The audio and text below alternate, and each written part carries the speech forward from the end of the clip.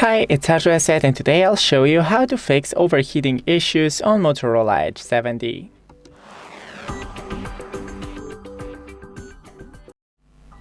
So first go into the settings and then the battery.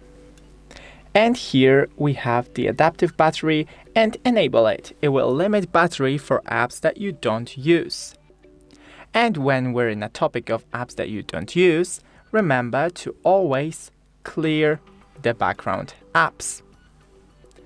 Go back into the battery protection and enable the battery protection. It will let our AI learn your charging patterns and optimize battery health. Go back into the display and always remember to enable the dark theme. And I'll recommend enabling the adaptive brightness. It will automatically adjust your brightness according to the environment, and you won't be always having too bright screen and not consume as much battery and not overheat your device as much.